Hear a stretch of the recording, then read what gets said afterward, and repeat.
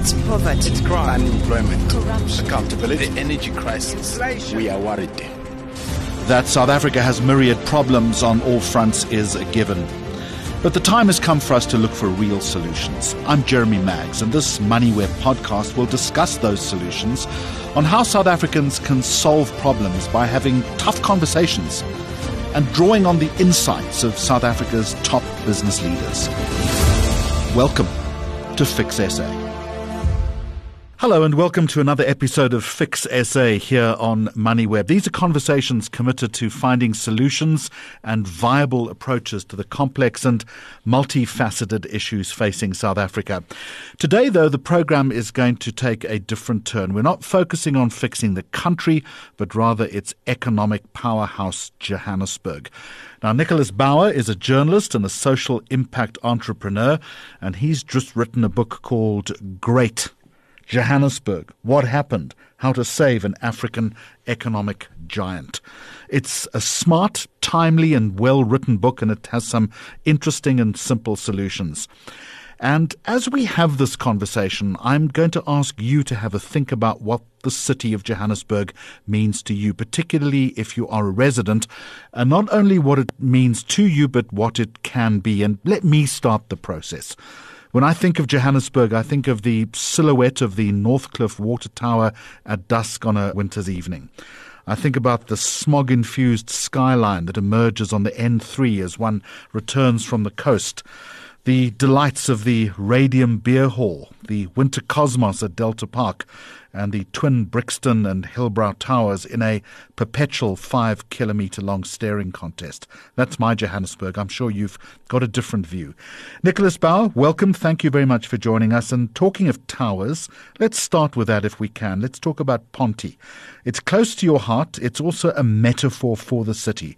It was proud, then it was derelict, and now it's being fixed. Tell me what's happening there. Oh, yes. Thanks very much for the opportunity, Jeremy. Good to speak to you again. Ponte is in many ways a stalking horse of the Johannesburg story. I mean, Ponte opened up its doors in the mid-70s as the creme de la creme of inner city living, when really Johannesburg was a completely different city. It was like it was on a different planet during the height of apartheid. A very, weird wonderland of prosperity, and of course also European multiculturalism in the height of racial inequality in South Africa. And it, of course, in the 90s became that horror story that so many Joburgers still think it is. The first vertical urban slum in Africa with no water, no electricity, was almost turned into a prison by the Department of Correctional Services in the early 2000s, believe it or not. And then most recently, in the past 10 to 15 years, has become a bit of an oasis for the middle class of the inner city. And I mean, South Africa's definition of middle class, I think, really cuts to the heart of our own problems with inequality and the different worlds we all inhabit. When I say middle class, that's very much inner city middle class, which means you need a pay slip and about 10,000 Rand gross in your bank account every single month in order to be able to rent a flat out there. But in a nutshell, Jeremy, I went there in 2012 to cover a story. I was still working for the Mail and Guardian, and I didn't get the gangs, drugs, sex and prostitution that Nick Dawes sent me to get, who was the editor at the time. I left with the lease to stay, and the rest, as they say, is history. We opened up a social enterprise called Lala and Jay. We've taken 25,000 people on tours through not only Ponte, but inner city Johannesburg, and really demonstrably changed the lives of hundreds of young people in that building, in that area, because we use every single cent of those tours that we earn to run 2 fully fledged community centers at the bottom of Ponte Towers. So while many people still give us that shitting dog stare when we say we take people on tours of Ponte and of Hillbrow, how can that be a tourism destination? Well, we're living proof that it is. 12 years down the line, and 25,000 tourists can't be that wrong. And in many ways, it was the core of the inspiration for the book, Jeremy. I mean, if you can turn around a place like Ponte, most importantly in the minds of Joburgers, and create such beauty in what's seen as a negative space, well, I think anything's possible. I don't know about you. I certainly agree with you, Nick. We're going to talk about turnaround solutions in just a moment, but let me deviate for just a second. And let me ask you, as a dyed-in-the-wool Johannesburger, why you think the city is worth saving. And don't throw the economic influence at me. Give me your personal reasons for loving the city and why it's so important that we get things right here. I think in many ways, Johannesburg is really the litmus test for whether or not we can turn South Africa around. Cape Town, I think, has already got a foothold. But Cape Town's certainly a South African city, but is it an African city? And I think Johannesburg, in many ways, is going to be the litmus test for whether or not South Africa turns on a more positive trajectory or not. And why do I love Johannesburg? Well, I'm biased. I'm bored, bred, buttered, corrupted in Johannesburg. I grew up in Roodepoort. I still love saying I come from the West Rand, wear that badge with pride. I don't call it the West Rand, but the best Rand. And why should we save it? Well, Johannesburg, sprung up out of absolutely nothing, Jeremy. There was just Bosveld until the discovery of gold, and it within 20 years overtook 250-year-old Cape Town in terms of size, population, and of course also GDP per capita. And why should we save it? Well, Johannesburg has got so many different facets to the South African story. I mean, the discovery of gold and the development of the gold industry.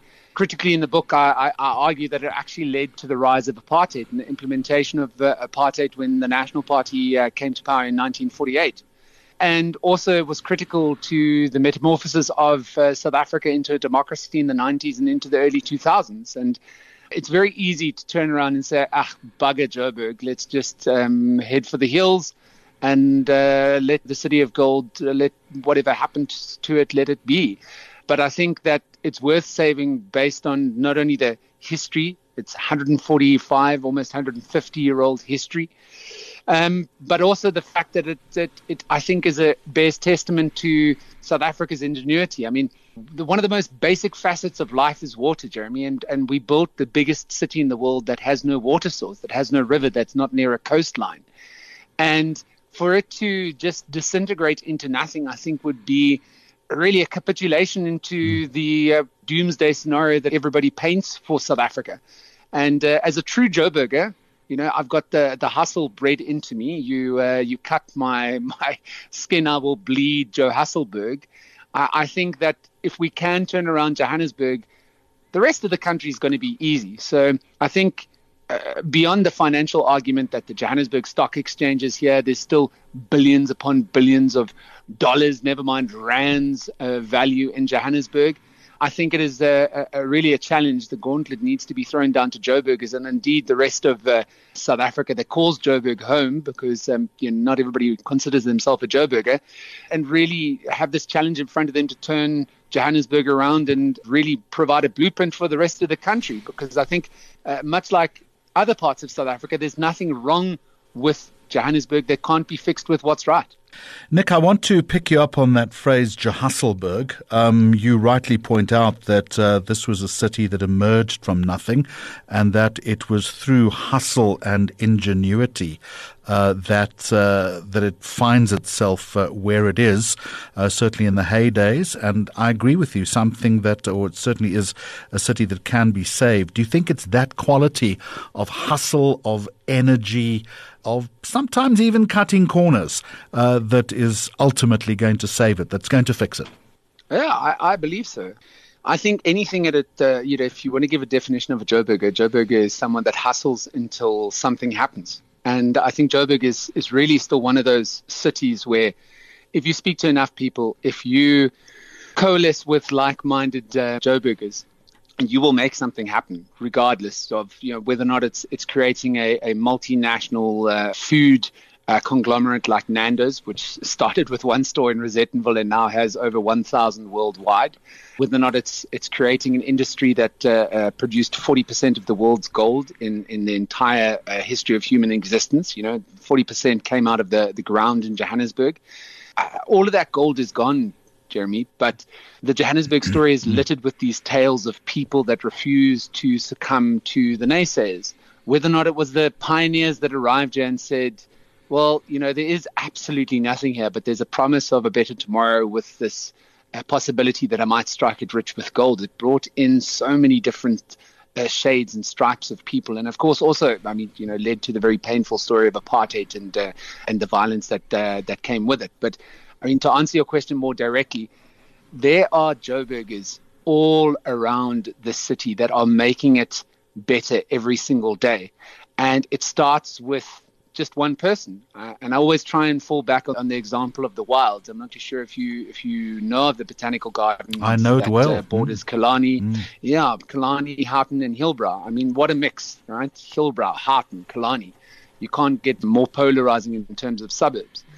And in a nutshell, there was a guy called James Delaney. He was living on the border in Killarney, and he noticed this park is just getting so overgrown, but it looks like a little winter. It was winter when he decided going there, and he said it looked like a little winter wonderland. It reminded him of Lord of the Rings imagery type of thing. And he went in, and the security guard said to him, "Look, mate, you cannot go inside. It's too dangerous. If you sign in, I bear no responsibility for what happens to you." And to cut a very long story short, Jeremy, he went in, he walked around, he realized that there is just such a massive opportunity here to reactivate this public space. It did have its certain dodgy elements, but it didn't necessarily, a lot of the dangers in Johannesburg as Joburgers, we like to build up the possibility of something bad happening. Not to say that danger isn't lurking around every corner. But if we let that dictate our thinking, I think we miss a lot of the opportunities. And James didn't allow that thinking to dictate what he did next. And soon after he decided he would go in there and begin by clearing paths and trying to make it a little bit less overgrown, he was joined by others that were also curious about going into the park. And then sooner or later, the adjoining schools of Rodin, St. John's, King Edward's, they got involved. And then before long, he had corporate sponsors, which also got involved. And you walk through the wilds today, and in a period of 10 years, he's turned this into like an oasis of absolute, gorgeous greenery in the heart of Johannesburg. You sometimes sit in the wilds and you forget that you're in the middle of the biggest city in South Africa. And you're so far removed from the hecticness of Hillbrow, the tranquility of Houghton, and also its own special hustle in Killarney. It was largely down to a guy called James Delaney who decided to turn his back on the prophets of doom and do something about it. And that's really the thrust of this book, is Joburgers need to stop moaning and start doing. Well, you make the point. The green shoots of this people-led revival are already beginning to take shape. As you say, all sectors of Johannesburg society are rolling up their sleeves to revitalize and rebirth a large part of the inner city in the face of the terrible news that we hear all the time. Of course, the bigger challenge, Nick, is to get more people to roll up their sleeves. Often Johannesburgers tend to retreat behind their high walls, those people that could make a real difference. Yeah, I mean, there's another thing that I argue for in this book, is that we need to shatter the silos, and I use crime as a very good example. It's horrific, really, when we think about it, that to beat the game of crime, you just try and make yourself more secure than your neighbor. Let me build a higher wall. Let me get a little bit more electric fencing, or gosh, there was that armed robbery up the road from me. Should I look into getting my gun license? It's about keeping myself, my immediate family safe. And there's nothing wrong with that, Jeremy. But I mean, at the end of the day, I think that Joburgers are in many ways like links of a chain. We're only as strong as the weakest link there. And if we don't start taking an interest in what's happening in our corner of Johannesburg, we are going to very much become products of the situation instead of the situation becoming products of what we want, really. And, I also draw on my experience not only as a journalist, but also a social impact entrepreneur with Lalanje. But also I spent a year as a civil servant in Joburg, as a deputy director of communication in the EISD department, which is a mouthful. But in essence, it's the sexy department that looks after water, electricity, and refuse. And one scourge that is happening in Joburg is the vandalism and theft, industrial theft, really, of our electrical infrastructure. And the way I saw out of that in terms of one route were these civil protection groups that had formed in different regions of Johannesburg that had essentially taken it upon themselves to guard and be aware of the electrical infrastructure in their own neighborhoods. And take responsibility upon themselves to work with police, to work with community policing forums, to work with city power, to ensure that it doesn't fall prey to really what's become such an organized industry, really. I think organized crime has really got its grip around infrastructure theft and vandalism in Johannesburg. And that is not going to be pried open unless there is a major collaboration between not only security agencies and also the different entities in Johannesburg, like I mentioned, City Power, JMPD, but also the citizens themselves. One story I can think of in my neighborhood living in Melville, a guy on the WhatsApp group said, I walked past a little bit earlier and I saw guys breaking into the substation, but I ran the other way because I was scared. And you can't blame a person for being scared. Don't ask Joburgers to put their life on the line, but be proactive, report those people, be aware about what's happening in your area. And most importantly, try and find the initiatives that are already in existence, because there's Joburgers that are willing to walk shoulder to shoulder with you to turn things around. Nick, to that point, walking shoulder to shoulder, you also talk about enhancing the walkability in Johannesburg, which is critical, I guess, to not only knowing the area, but knowing your neighbor. Again, a great way to fix things, but people will need convincing, surely. Yeah, totally. And I mean, I'm referring back to the experience that we've had at Lalanje, because we initially wanted to do these tours of Hillbrow in vehicles, but then we thought to ourselves, Jesus, this is going to be an urban safari. People looking through the window at poor, really poverty-stricken people in an area that's fallen to urban decay. Why don't we try and do something on foot? And I mean, if you've grown up in Johannesburg, born in the 80s like I was, you've heard nothing good about Hillbrow. You've heard nothing good about Ponte. You're told this is the place where angels fear to tread. But the moment you set foot on the street there, and as a Joburger, always being aware, always being open to the fact that danger may be lurking around the corner, and don't wander off on your own away, isolated from a group, a lot of the danger really melts away. And that begins by knowing our surroundings and being accustomed to them. And I think that walking is really one of the easiest ways to find the heartbeat of a city. I mean, we're living proof, right? I mean, it's not to say that there aren't problems in Hillbrow where we do these tours with Lalanje, but, a lot of the perceived danger is just that. And a lot of the actual real danger melts away if you are confident about where you are, what you're doing, what you're seeking to do. Why are you jumping in the car to drive 500 meters to buy a chocolate at the petrol station? Why don't you just speak to your neighbor next door and go for a little trot up the road and catch up on what's happening on your street, or grab your dog, put them on a leash and walk there and back? I mean, look, I understand that there is a lot of fear around being mugged. There's a lot of fear around what has become a slang term on the street, takeaway, people being attacked and robbed by roaming vehicles. But we don't begin to change those things, Jeremy, if we just completely succumb to the fear.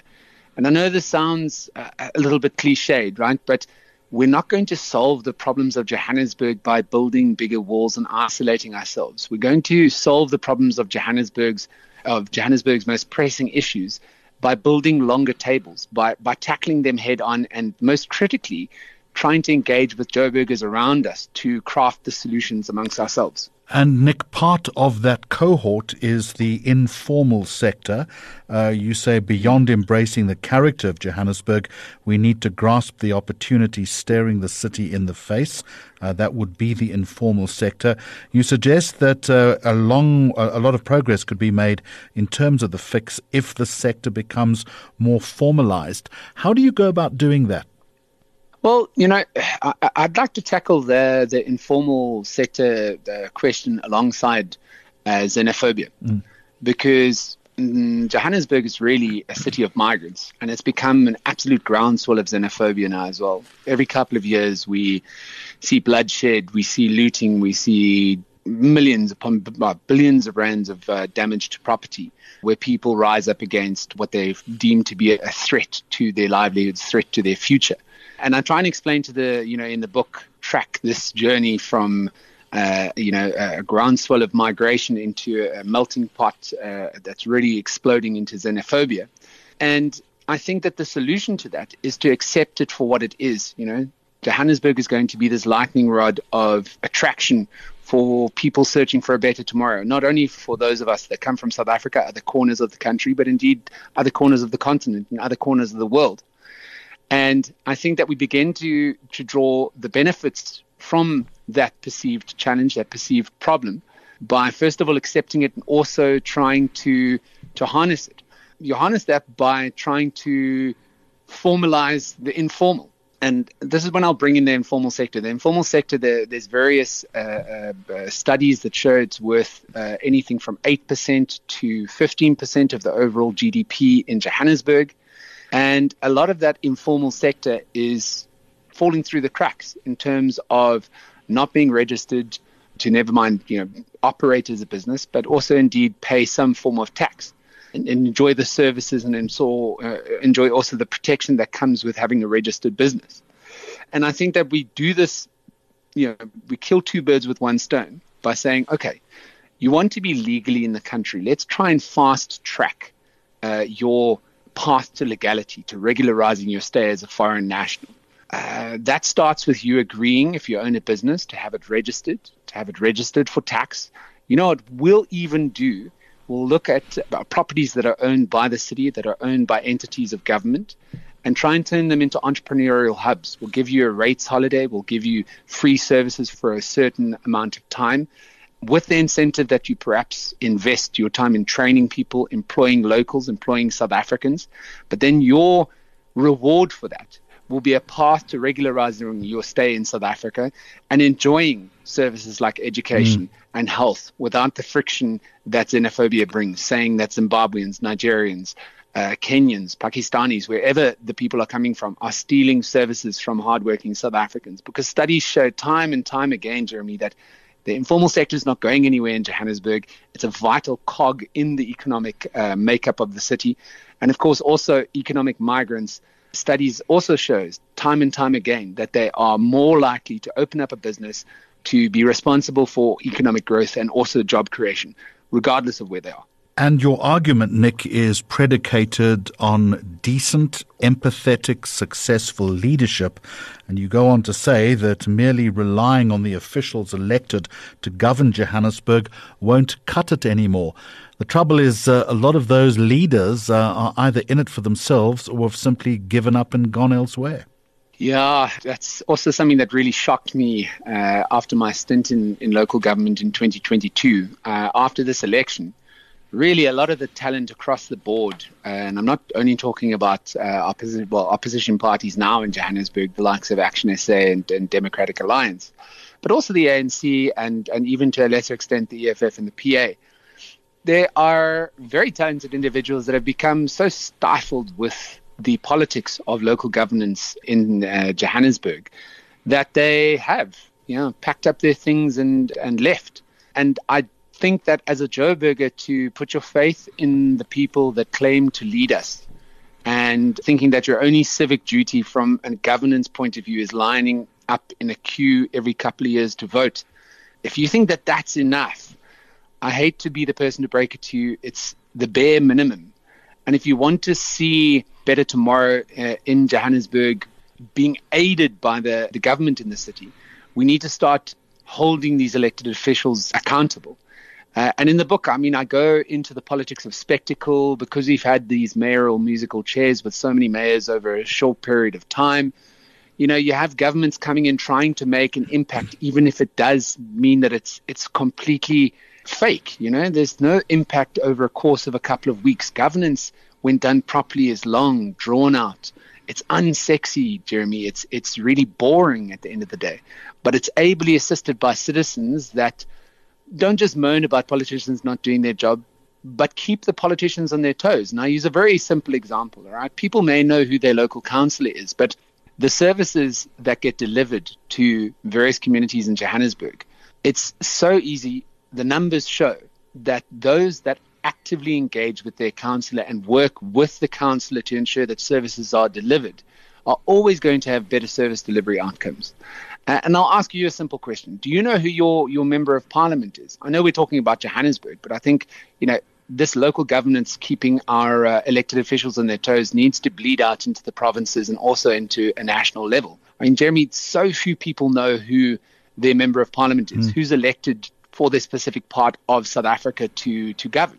And I think that if we start to change that idea, I think it's an unfortunate double-edged sword. We had Nelson Mandela come along, one man in a century type of thing, saved us from ourselves, but kind of lulled us into a false sense of security, thinking that some angel is going to come every single generation and just save us again. South Africa's going to be saved by active citizens. And Joburg provides the best case study for me about doing exactly that. Just a final question. You ask us, Nick Bauer, to dig deep and imagine a new future.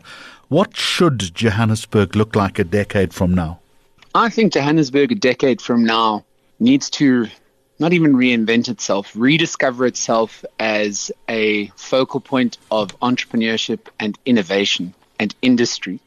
It's going to take very, very out-of-the-box thinking. And a lot of the ideas are already on the table, right? The Department of Mineral Resources did a white paper on informal mining, zamas. Estimations are there's anything up to 80,000 plying their trade below the surface here in Johannesburg. And I mean, we can try and fantasize about heavy-handed policing and bringing in the army. With the price of gold, with the level of unemployment in South Africa, informal mining is not going away. Don't we think a more progressive solution would be to issue informal artisanal mining licenses to the zamas? And then ring fencing the funds that come in from those informal mining licenses to try and formalize the industry, try and get the informal miners that are taking what's little gold is left out of the ground in Johannesburg, make the conditions that they work in a lot safer. And of course, also try and ring fence a bit of those funds to try and solve the environmental degradation that comes from 140 years of mining. There's heavy traces of uranium, lead, all sorts of things in the mining dumps around Johannesburg, rather. This type of out-of-the-box thinking, Jeremy, I think is going to be critical. And I think it's possible. I'll leave you with this thought. Josie My Josie is an initiative that's being spearheaded by businesses, organizations, NGOs, and the public sector, right? And it stems from the fact that Anglo-American was going to abandon the inner city. They were essentially, after over a century of mining, they were going to leave this crater of their head offices and move to Rosebank, which makes sense. A lot of corporates are doing it already, right? But brave entrepreneurs, led by the likes of Robbie Brosen, co-founder of Nando's, went to Anglo and said, don't you dare. Don't leave. Like, what message are you sending after creating a city out of absolutely nothing, being one of the companies that had been there from the start? You're just going to tuck tail and run when things are going to get tough. So it forced a bit of thinking out of the box that I'm speaking about. And those offices are now becoming exactly what I'm talking about, a hub of innovation and entrepreneurship. There's an NGO that does a sort of, how do I put it, a streets MBA, it teaches very practical entrepreneurship skills. And they've taken up residence in the old Anglo-American offices. And you watch over the next couple of years, that Marshalltown area where Anglo-American has their offices, what's going to happen there is that you're going to see the green shoots that we spoke about earlier turning into an ivy of innovation and entrepreneurship that I think can easily spread out to the rest of the inner city. And it's stories like that, Jeremy, if we just start linking the thinking of Joburgers, envisioning a better tomorrow where we work together and not try and sustain our own corner of Johannesburg by ourselves, but rather try and walk shoulder to shoulder with other Joburgers to turn things around. Because the gold is gone. The true resource now is the people. And Joburg's not going to save itself, Jeremy. But by God, the people might just. The book is called Great Johannesburg, What Happened, How to Save an African Economic Giant. The author is Nicholas Bauer. The publisher is Tafelberg. Nick, thank you so much for being my guest on this edition of Fix SA on Moneyweb. Thanks for listening to this Fix SA podcast. For more episodes posted every second Friday, go to moneyweb.co.za, the Moneyweb app, Apple Podcasts and Spotify, or follow Moneyweb News on social media for more updates. Moneyweb, your trusted source for business and investment insights.